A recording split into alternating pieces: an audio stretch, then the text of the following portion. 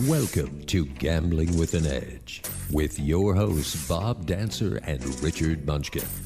Bob Dancer is America's premier video poker writer and teacher. He's written 10 books, including Video Poker for the Intelligent Beginner and the best-selling $1 Million Video Poker. He helped develop the computer software Video Poker for Winners, and in 2004 he was inducted into the Video Poker Hall of Fame. Richard Munchkin has been a professional advantage player for over 30 years and is in the Blackjack Hall of Fame. His book, Gambling Wizards, Conversations with the World's Greatest Gamblers, is a testament to the many ways you can succeed at gambling. The goal of the show is that you'll be a more knowledgeable gambler tomorrow than you were yesterday. And now, here are Bob and Richard. Good evening. Welcome to Gambling with an Edge. I'm Bob Dancer. And I'm Richard Munchkin. Our guest tonight is one of our favorite guests, attorney Bob Nersesian. We'll be talking to Bob in a few minutes. On last week's show, Munch and I were speaking about scouting and occasionally relying on somebody else to give us a shout-out when they find something they think we'd be interested in. We received an email sent to gamblingwithanedge@gmail.com asking us whether there are professional scouts out there for hire. Richard, what do you know about this?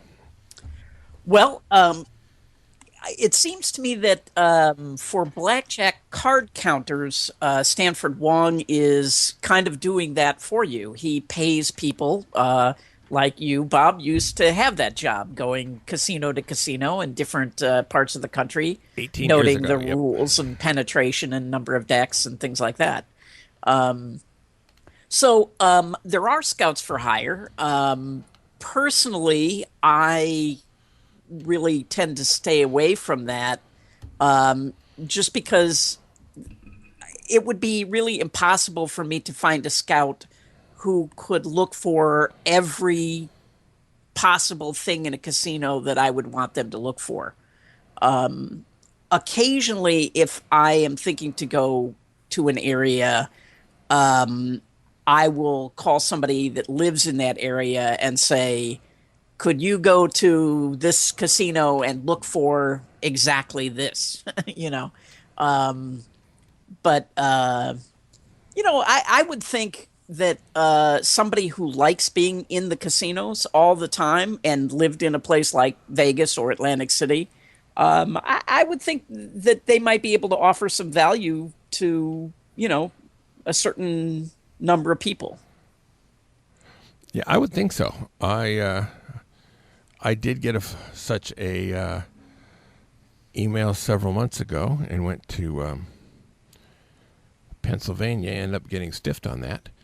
Although kind of a follow-up on that, within the last week, that guy contacted me saying he just got out of rehab and is intending to make amends, and so that I will be able to expect small checks for however long it takes.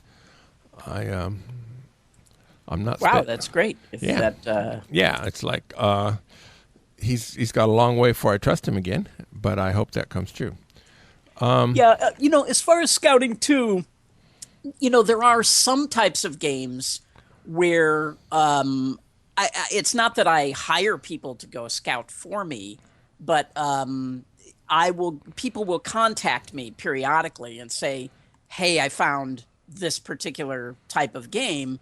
And in situations like that, then I would try to include them in the play, something like that, as opposed to I'll pay you X number of dollars per hour to go from casino to casino looking for something, And sometimes ex-partners have found plays or come across plays one way or another and call you to invite you in on them. So yes. Yeah, and I do the same thing for them as well. Exactly. Now, I know a professional scout, but he's not for hire. There's a small team of progressive video poker players who mainly play in Las Vegas. An additional member of their team never plays but scouts full-time for that team. Now, it's only Las Vegas, but that's still a pretty big area. North-south, Aliante and Prim are maybe 70 miles apart. East-west, the Vegas Valley maybe goes 30 miles. There's probably 100 different casinos in that area, and 300 bars and pubs, some of which have progressives occasionally. So I don't know how often he checks out Laughlin, but that's 90 miles southeast of Las Vegas. Anyway, Wow, why does he never play? well, he prefers the scouting job, and he gets however it's compensated. They've been a team for more than a decade, and they trust each other, and so that's the way they do it. So some people would rather work for a living and get guaranteed wages, so to speak, than take risk. Oh yeah, no, I understand that, but at back 30 years ago, we actually employed somebody to go to every casino in Nevada and look for dealers that were cheating. This was somebody who had experience, and we felt there were quite a few people who were worried about Reno. They were worried that there were a lot of cheating dealers in Reno because their results had not been very good. So yeah, we paid somebody to just go scout everywhere and look, to find cheating dealers and warn us away from them. And they found very, very, very few. And it was worth your money to pay him to do that? We paid him money to do that, yeah. Huh. All right. So let's talk to Bob Nersesian. Bob has made a career representing players in legal battles against casinos and various governmental agencies. He's a frequent guest of the show. Bob Nersesian, welcome back to Gambling with an Edge. Thanks for having me. Now, we have spoken about the crime of structuring before, and we have some more questions about it. I do too. Okay, good. Try this one. See if if it's something that you can speak authoritatively on, or just this is your wild ass guess or whatever. Just let us know the level of your expertise when you hear it. The crime of structuring occurs when you have more than $10,000 in cash or chips, and you cash in less than $10,000 in order to avoid IRS reporting requirements. That's what structuring is. Now, we had an email from a player who said the reason he cashed in for less than $10,000 wasn't to avoid the IRS reporting requirements, but rather he didn't want to give his ID to the casino. Now, the law says specifically, quote, no person shall, for the purpose of evading the reporting requirements, unquote. Now, is it defensible that he's doing this for another reason? That's currently in the courts. As to whether or not it's defensible, it's also going to depend on how the courts construct that statute as to whether or not for the purpose of, and you hit the nail right on the head, Bob, when you picked those words, as to where the dispute is falling. Is it a question of fact for a jury? Is it for a judge to decide? Is it satisfied if the person knows that that will be the result, but that is not the purpose? All of these questions are still up in the air. They don't sound like they're questions. I understand that. And indeed, I've been in the thick of one of these myself recently. I think my personal thought, or to make it a wild-ass guess, as you said, is that it's a specific intent crime. That's what for the purpose of is in there for. And if the actual reason is a reason other than avoiding reporting requirements, you should be okay. The other place I've run into it is this ties in with identification, et cetera, as well, because the for the purpose of language does not limit itself to structuring. It also includes any act to evade, any act taken for the purpose of avoiding the federal reporting requirements. And now the federal prosecutors and others are starting to take money from people who have used false identification, as people want to call it, but as it actually is, alias identification if there's no fraud involved. And that's gotten pretty interesting and pretty heated with some actual arguments back and forth between the government and the attorneys representing the players. It's unresolved as of this point.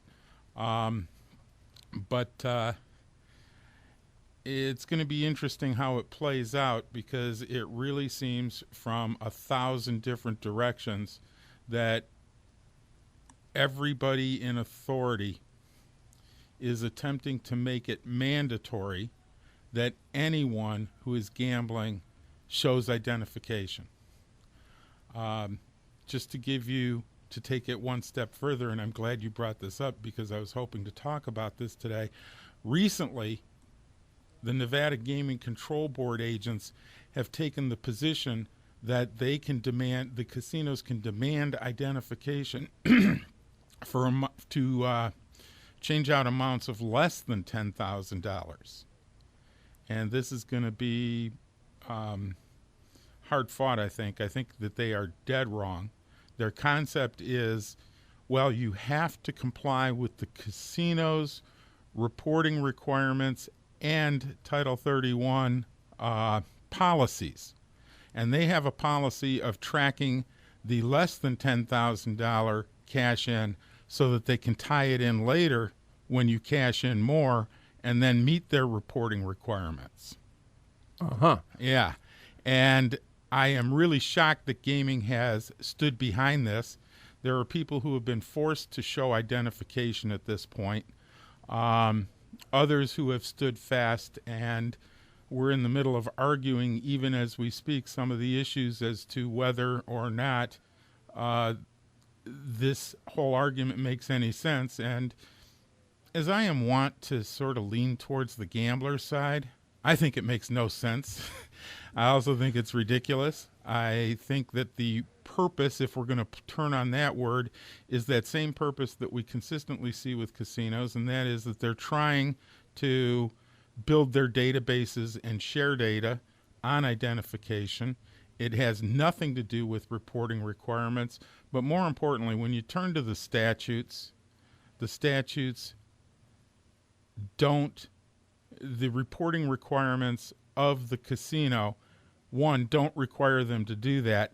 Two, even if you're an absolute refuser, that makes you the criminal as a gambler and does not excuse the casino from their contractual obligations, that being to pay out and cash the chips. So none of this makes any sense. I think that strange cabal between gaming, which is supposed to represent the public, and the casinos have now reached a new nadir and are applying this funny little rule that says that even if you cash out $3,000, if it's a casino's policy to require that you show ID, you have to. Bob, another one of our listeners wanted to know if he could fill out a CTR himself.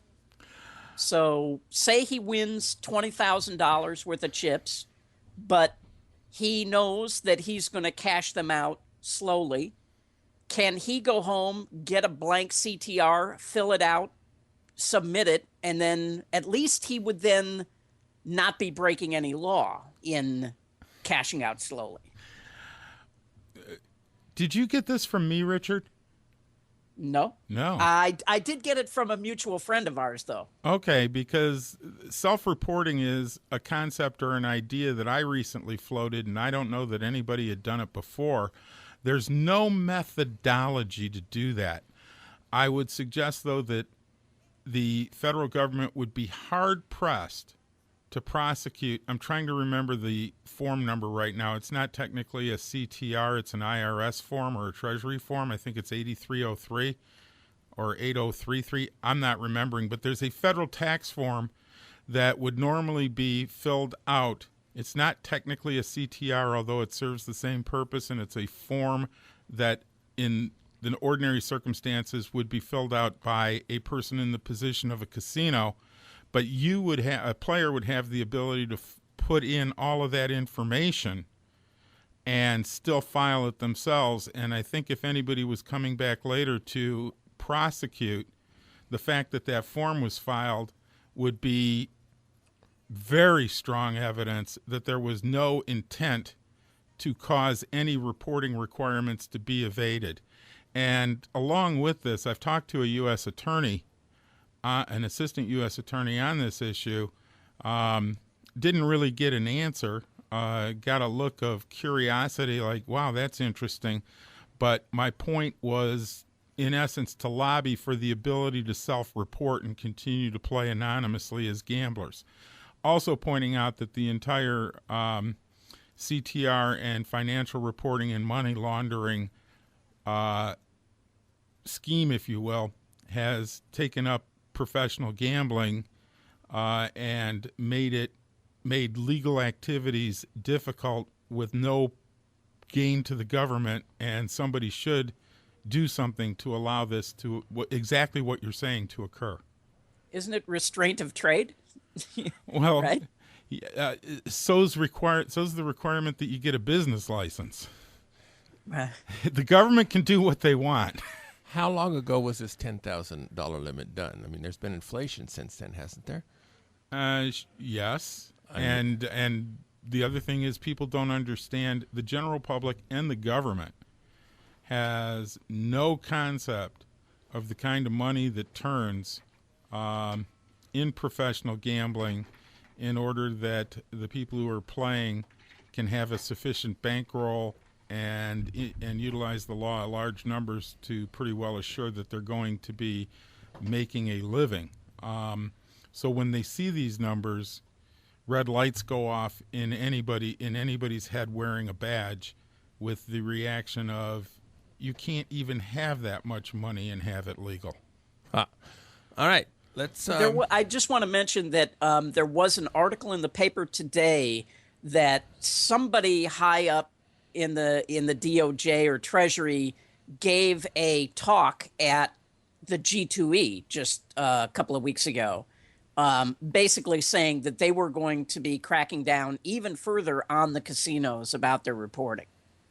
Apparently, it did not go over well with the casino executives. It's also just patently ridiculous, because I keep seeing innocent people, and I can think of 4 real human beings off the top of my head who did absolutely nothing other than win money and try and take it home, who have found themselves in a world of hurt over this very issue.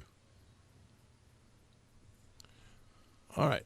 We got lots of other subjects. I got a feeling that when you come back next time, we'll have more things on structuring, but that's the way it goes. Did I answer your question? You gave us a lot of things to think about. and it was actually a question for one of our listeners, and we appreciate them sending them in. So you did well. Now, we've spoken several times about the... A B plus? A B plus? Probably better than that. Oh, okay. Good. We've spoken several times about the You Can't Lose promotion at the Revelle Casino in Atlantic City. Basically, however much a player lost in slots during July of this year, up to $100,000 was refunded totally in terms of free slot play over 20 consecutive weeks starting in August. The 20 weeks are approximately halfway over as of when we were doing the show. Now, there have been a number of complaints about the way the casino administered the promotion, including some players they didn't let play and other things. The management team who designed the promotion has been replaced. Now there's a shock. Have they really? I did not know that. Yeah, Okay. they apparently October 1st, a man named Scott Krieger, who I had a not-so-friendly run-in with when he was with Station Casinos here in Las Vegas, is now the new CEO there. Now, are you involved in any of the lawsuits related to this? And if so, can you talk about the subject matter of those lawsuits? The subject matter of those lawsuits? Yes, I am. Okay. And does anybody out there think that this was anything other than just bare theft?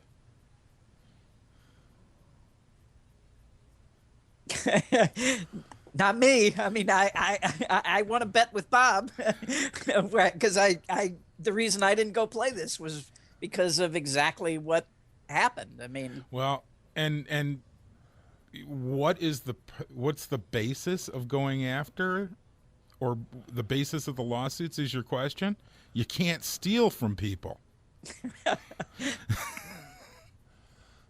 Okay. Theft may be a little strong. It might be fraud. It might even be negligent misrepresentation in the opinion of the attorneys, but it wasn't right. So these were they let players start to play, had them lose, and then said you're not eligible for the rebate? Is that? That's a goodly part of what we're dealing with, yes. All right, good. All right. Sorry to make that long topic so short. It's okay. We got several other short topics which you have the ability to make long, so it's okay. It works out. Now, a listener was wondering about playing video poker on somebody else's slot club card and hitting a taxable jackpot. Yeah, thanks for telegraphing this issue, because it told me how little I know about it. But when you sent me a little note that we might talk about this today. Okay, right. Good. Let me just add. So this was a listener question.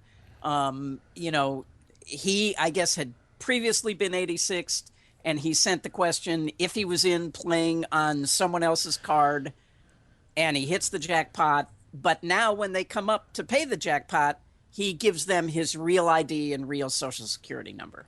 Okay, this is another wild-ass guess. I don't think, especially in light of the Chen case, which many of your listeners are familiar with, yes, as to what is fraud and what is not fraud. Playing under a different person's player's card might violate some rules, but I don't think it's going to change the fact that the casino has to pay. No guarantee on that opinion. The other thing that you brought up that I found very interesting is, together with the questions you asked, well, what about if ownership has changed and of the casino since the 86ing? Yes. And I do have something to say on that, which is a trespass warning is only good if given by an owner or an occupant per the statute. And that's the test. So if the ownership has changed, you do not have a valid trespass anymore under that statute. Now, your listeners and the rest of the world will probably may well get completely discombobulated by the idea of a change of ownership. For example, when Park Place sold out to Caesars, merged and then sold out, there was no change of ownership of Caesars Palace. Caesars Palace, the casino, is owned by Desert Palace, Inc. That moved with the mergers and always stayed the same company. Caesars, as an example, is a holding company, and it appears that their casinos are all owned by corporations that are not Caesars Entertainment, were not Harrah's Entertainment. They're run by a company called Caesars Operating Company. Arguably, Caesars Operating Company could claim they're an occupant. There's no way that they could claim they're an owner. But if you're looking at the Caesars Harrah's group, just because there's a transaction or a merger at the top, that will not likely mean that there's been a change of ownership of the casino. The converse could be seen in the difference. The Orleans group, Coast Casinos and Boyd. When they were together, that was one owner, Michael Gahn. And he owned all the casinos. There was no holding company in between. So when Boyd came in, that was a change of ownership for the Coast Casinos. Yes. What about the Palms, where it used to be Maloof, and now it's, I don't know who it is. And I'm not sure on the Palms. As these issues come up in my office, I have to do the research on each of them. The place where you do the research to find out who the owners are and who has been the owner and who the current owner is on the website for the Nevada Gaming Control Board under Publications and then under Unrestricted Licenses. and they actually have a history of ownership of the casinos with the dates of change. So anybody who's wondering if an old 86 is still good could pull up the casino by name and run down the list and see if it has the same consistent owner all the way back to the date of the 86, or if there has been a different owner interposed in the interim. I mean, a lot of this is really moot because usually if you've been 86, they just tell you you've been 86, get out or whatever. I mean, I guess if they went to the trouble of actually having you arrested, well, then you're going to have to go deal with finding all this out. And welcome to my them. world. Now, And hiring you, Bob. on a practical basis, before it gets to the attorneys, casinos have different policies on playing on other people's cards. For example, the Harris Group, Caesars, basically doesn't mind if you play on somebody else's card. Not my experience. Well, maybe. Or not the experience of I think all Bob, of my clients. Bob Dancer, I think you're talking about like playing on your wife's card. That's different than playing on an assumed names card or some other guy. Okay. You know? Perhaps. I am familiar with a circumstance at a Caesars property where a daughter got 86'd for playing on her mother's card. Okay. Perhaps they've changed the rules. And so I have played on, when I was married to Shirley. Shirley did not have the same last name as me, and I was never questioned about playing on her card, and I would hit number jackpots and just have them sign for it. Right. The South Point specifically says a spouse is okay to play on their card. The Palm specifically says it's not, and other casinos, and players have been told if you play on somebody else's card and you hit a jackpot the first time, you're going to be warned, and the next time you're both going to be kicked out of the club. So different casinos have different policies before they get to the casino. Now, I'm a player that if a casino tells me not to do something, that I generally don't do it simply because I'm a well-known player, and several casinos are this close from asking me not to play there anymore anyway, so why get in a fight with them? But not everybody has that baggage that they carry around. Let's change subjects again. Well, Go ahead. I know my wife plays on my card all the time. And how do I know that? Because I never have any points. Oh, well, she redeems your points. Yes. That's not adding to your points. That's redeeming your points. I understand. Thea's a smart lady. All right. Now, the following has never happened to me, but it has happened to others. And it's a hypothetical example. But assume I'm in a casino and discover something juicy that I think is right up Richard's alley. I text him to get over here quickly. Unfortunately, surveillance has been watching me like a hawk and reads my iPhone, including what the text says and including it that it's to somebody named Munchkin. Now, they write down in their Wise Guy book that Dancer and Munchkins are associates. And if they were suspicious about me, all those suspicions are now attached to Richard. And if they were suspicious about him before, they now put those suspicions on me. Is a casino doing anything illegal or improper by eavesdropping on our texting and then acting on information gathered by that eavesdropping? I can't find anything illegal that they're doing. I think it's very unneighborly and ungentlemanly. You sound like the British in World War II. Well, gentlemen don't read each other's. You know, it is one of the most base things I have ever seen. And well, you can think of a lot baser things than that. No, I'm really, really insulted by this.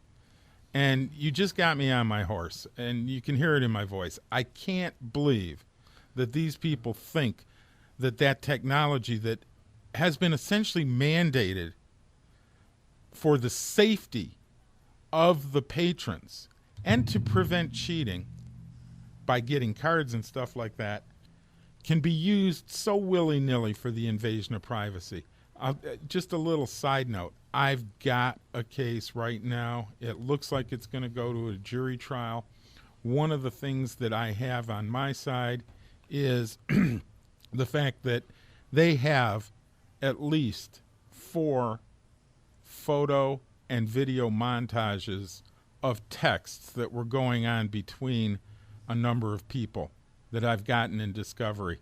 And my plan is, and any casino out there should listen to that, I'm going to blow those up, I'm going to hold them in front of the jury, and I'm going to turn that casino into the slimiest, lowly slug on the face of the earth and get that jury so ticked off that they are going to freak out on that casino, and they're going to rue the day that they ever took down somebody's text message. That's a pretty clear-cut answer. Yeah, you go. So, right. in a similar vein,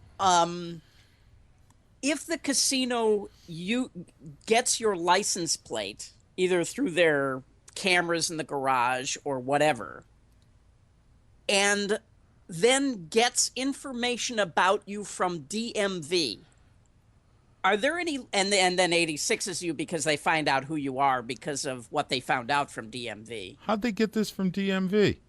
Well, that's the question. I mean, this goes on. Casinos are getting information from DMV. So that is the question. Is there a law being broken when the casinos get information from DMV? I believe so. I don't know that the casino's necessarily breaking the law, but there is somebody with DMV that should be losing their job. You got to find out who it was. That's the problem. Now, a practice that had gone on for years was that casinos could just call up Metro or other. Well, no, I'll give this practice.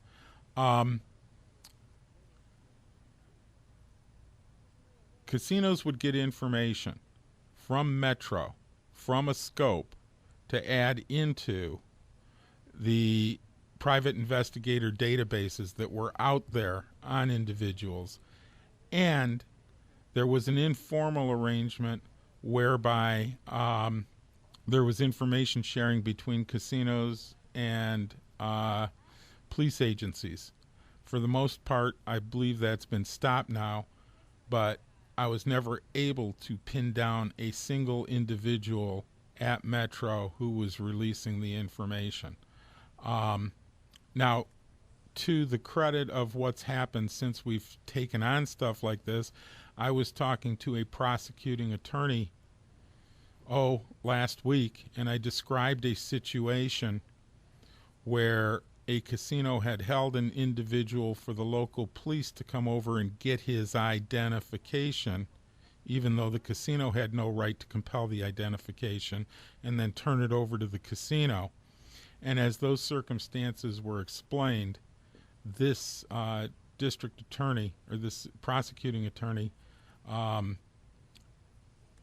it, was angered by it, and from what I am guessing from the way the conversation went and the information has been exchanged, has put people on the carpet over it. So hopefully some of this, I'll refer to a cabal again, is starting to go back to the rule of law and departing from their government casino gangster ways. Well, that's great. I mean, if it's changing there in Nevada, but I mean, it's 10 times worse when you get outside Nevada. Well, are you familiar with the Grosh case? Or I know many of the listeners are, but there was a cop who went down for tens of thousands of dollars in Mississippi for taking an identification off of somebody that the casino was holding and handing it over to the casino.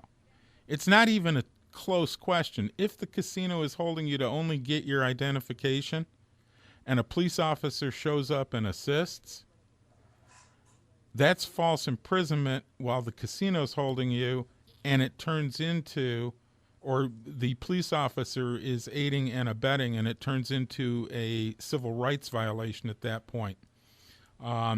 It's just a little hard to get the message out. Tribal police are a little different, except that oftentimes they will call over the local state constabulary to pull down the identification.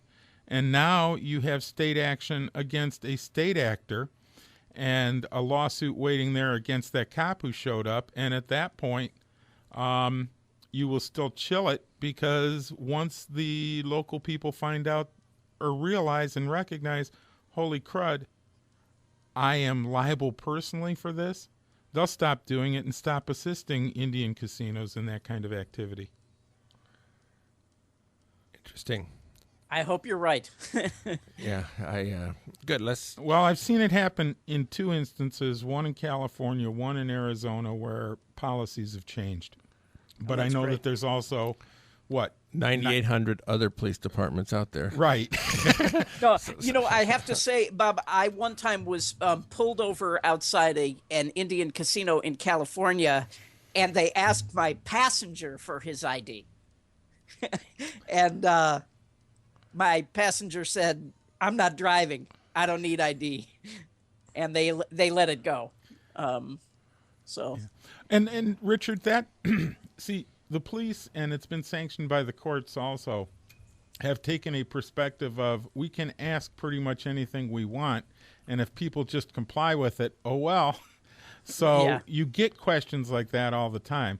I hate to turn myself into a conspiracy nut or what have you, but you can watch probably 5,000 different videos on YouTube where people say no to police, and the police say, well, thank you, have a good day, and go away. Yes, I've stopped for a traffic thing, and once the officer asked me where was I going, and I said I named a city, and they didn't press it. So let's talk about traffic. There have been cases where during a traffic stop, the police will have a police dog with them. When the officer and the dog are coming up to the car, the dog barks. Maybe it was because the dog actually detected something illegal. Maybe it was because the police did something to cause the dog to bark. We don't know. Hard to tell. You can't interview the dog to find out for sure. And even if you could, maybe the dog wouldn't tell the truth. I don't know. The police declare that the dog barking is probable cause to search the car. They do search the car. They find money and confiscate it. What should the player do at this point? At that point, hire a lawyer. At that point, it's too late. Yeah. I mean, is there anything he can do ahead of time? Ahead of time? Or after they said it's probable cause, we're going to just search the car. Well, I'm going to go back to an ahead of time that I have talked about a lot, but professional gamblers are not seeming to pick up on it, possibly for reasons related to taxes or other things. But it seems to me, as soon as you have that kind of cash on you, convert it to a traveler's check, a bank check, whatever. Now, at that point, there will be a CTR because you're doing a cash transaction, but that's the same as the self-reporting we just talked about. You're not. Well, but Bob, that doesn't work if you're going to go, if you're in Missouri and you're going to drive from one casino to the other, you need the cash. You need to, your cash is your toolbox, and you can't convert it. You need it. If you're in Mississippi and you're going to be driving through Arizona, which is infamous for their seizures and looking and targeting out-of-state players or out-of-state cars and things like that, and you're traveling back to Nevada, why would you have 6 figures in your trunk? Okay? The answer is because that's my money, and I earned it, and I have every right to have it in my trunk. But if you have a traveler's check in your wallet, they aren't going to have that $600,000. I agree. You got to have your bank with you, and you've got to have it there to access.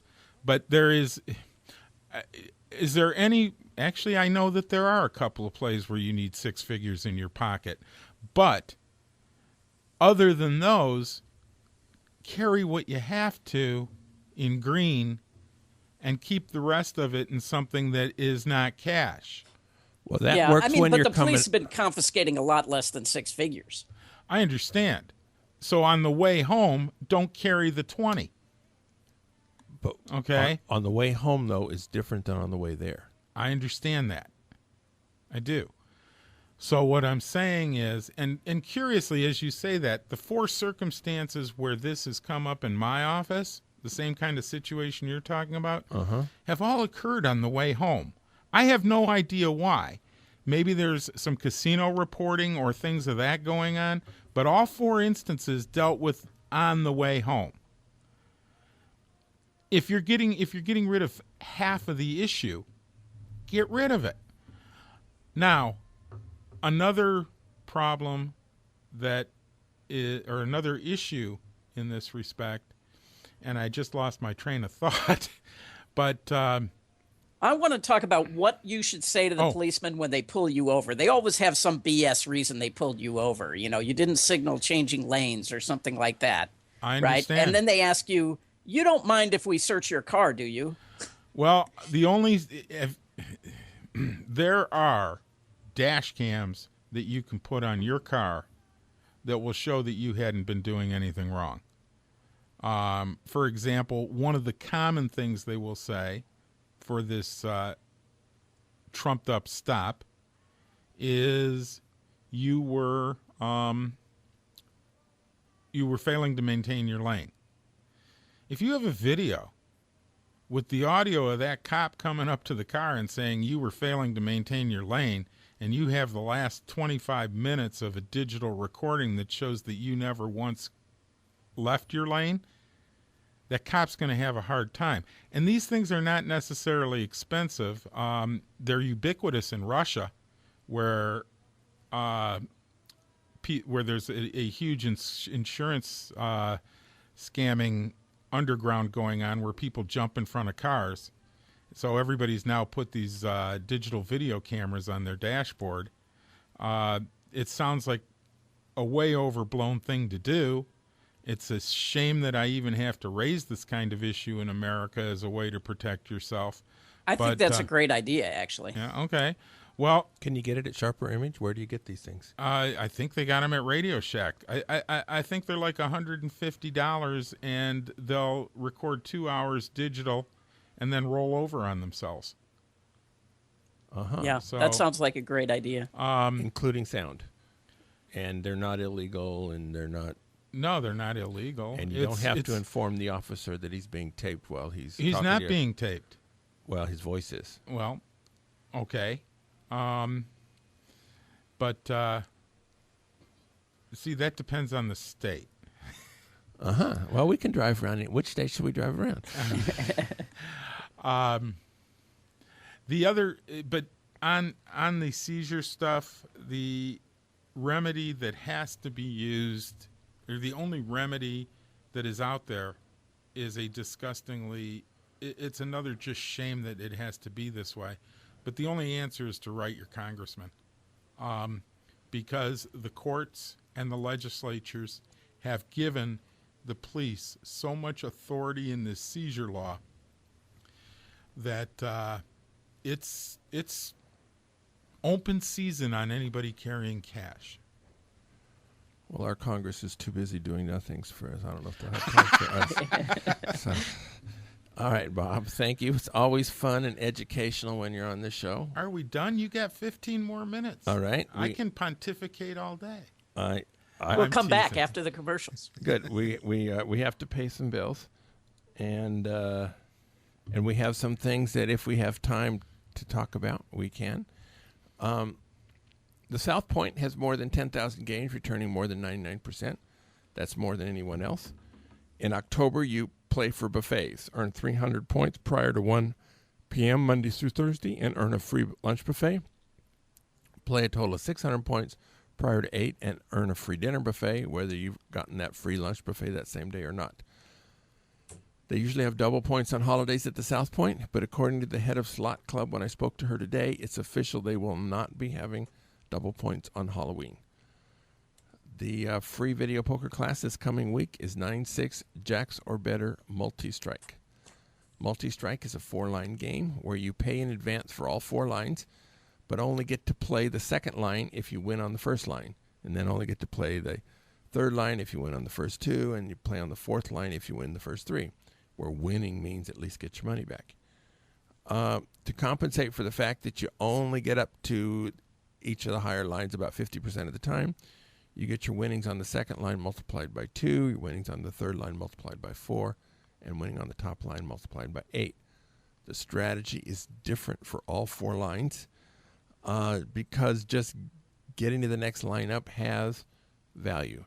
And so therefore you tend to take bird in the hand more frequently at the lower levels, and you tend to gamble up more at the higher levels. The game returns 99.79%, so that gives you an edge 24/7 since the casino has a .30 slot club. At the Palms, this weekend is the 3rd week of their $100,000 monster truck drawings. 10 winners each Friday and Saturday night will receive between $250 and $1,500, and each will receive an entry into the truck drawing, which will be held October 26th, immediately after the regular Saturday night drawing. If you win the truck, you get $30,000 in credit at Findlay Chevrolet, or $24,000 in cash or free slot play. I actually would have personally appreciate it if none of you came out for the drawing, because I have a bunch of entries in both this week and next week, and I would think a truck would be nice. For the PEW Play, Earn, and Win drawings Monday, Wednesday, Friday for the second half of the month, they have a theme of genuine articles. Top prizes are a Samsonite wheeled business case, a floor heater, 3 different bags by Vera Bradley. As always, you keep the points. Unredeemed points earned Monday may be spent on Wednesdays or Friday. Unredeemed points earned Wednesday may be spent on Friday. Tuesdays and Thursdays, you may earn Albertsons or Costco gift cards at a rate of 40,000 points per $100 worth of gift cards, or 20.25%. Unlike the PEW gifts, unredeemed points from Tuesday do not carry over from Thursday. Assuming you view the gift cards as the same as cash, this means double points 2 days a week, up to $82,000 coin in for each of those days. At videopoker.com, the daily contest today is 100 play quick quads. Tomorrow the contest will be extra draw frenzy. Saturday it'll be big times draw poker, and Sunday it'll be 25 play super times pay. These are good ways to get familiar with these games, so you have some idea of what they're like. There'll be a monthly contest beginning Thursday the 24th, a week from today, with a top prize of $500. Which game will be used during that contest has not yet been announced. Videopoker.com is giving away a free month's gold membership to everyone who attends one or more of my free video poker classes at the South Point. The gold membership allows you to avoid the pop-up commercials on the site and gives you correction on many games, such as quick quads, where that correction isn't available on any other easily available software. Our guest next week is a man named Rich Munchkin. He's Vice President of Player Development for the Poker Player Alliance. PPA is an organization by and for poker players that provides information and lobbies on behalf of these players. Among other things, we'll be talking about the upcoming deadline for applying to get your money back on Full Tilt Poker. All right, Bob, you're back on. So you got a few minutes left. Richard and I have things to talk about. If you don't, did you want to pontificate on anything in particular, or did you want us to give you a question? Well, I'll turn it back to Richard and you in a moment. But one thing, wow, it's the Bob Show. One thing, you guys had faxed over a circumstance that another reader had, or another listener had written in about. Okay. And it dealt with a craps play and it wasn't an advantage play or anything. He was just playing craps. Are you familiar with what I'm talking about? Yes. Yeah. Okay. I can't talk about that case in particular because it is still ongoing. But I will point out, and I think it's important to note this, a gaming control agent actually wrote a decision that said that a don't come bet that had already been established, with the point established, was of no different value than an original bet. Right. So clearly the guy was an idiot. But how can they just beat? These for are our gaming listeners, control so agents. they know what happened. A guy was playing craps. He made a don't come bet. It went to the 4. So now he's a 2-1 favorite to win the bet. And a boss comes up and said, "You've been 86th. You're out of here. Give him his bet back." So he already had that bet. It's really sort of like the stolen ace case that you had, where they took away the player's ace. But their gaming in New Jersey acknowledged that was inappropriate. Yeah, right. So gaming in Nevada was... Yeah, well, I think one of the interesting things about this case is this was for a small amount of money. Something like the guy was out $100. And he spent hours researching it. He hired Bob. He flew to Vegas back to do it. He wrote letters to the gaming commission. It must have and then cost went him, to a hearing. I don't know, 10 or 20 or whatever it was, thousand, on a matter of principle, to get his $100 back because he felt cheated. Some of these... And we still don't have it back. And you still don't have the $95 back or whatever it was that he was going to get. And so a lot of times you got to make a tough choice of, if you want to pay to get the right thing, to get justice, it can cost you a lot more than what you're losing by not having justice. You know what? And I just want to say one thing about that. The biggest excuse I hear from players for not doing it is, "Oh, if I sue the casino or if I do this, it's going to put even more heat on me. I'll become more recognized, I'll become better known, and I'll have an even harder time playing." And I just want to say, if guys like James Grosjean and Tommy Highland can bring these cases and they still go out and play all the time, so the idea that you're going to get burned out and not be able to play if you file lawsuits or complain to gaming is just complete hogwash. Well, it's not complete hogwash, and we have about 1 minute to go. There can be, you're going to be 86 from this particular casino or a group of related casinos if you take them to court. They would have every reason to be annoyed at you. Well, in most of these cases, they've already barred you or 86'd you, though. Sometimes. Generally, and I'm sorry I used up all of your time. I thought that you had 6 more minutes. No, but we still have 45 seconds. So to finish with what I was saying. All right. The concept for me here is gaming agents as investigators of the original complaint. These gentlemen and ladies are not allowed to gamble. That's part of their job. They cannot be in a Nevada licensed casino and wagering. And that breeds ignorance. I actually would like to let them gamble a little bit. I understand the conflicts that rise up, but I've seen 3 or 4 times now gaming agents, when you're trying to explain a game, looking at you with blank stares, or going back to the Grosjean case. They had tens Bob Nersesian, being thank you very much.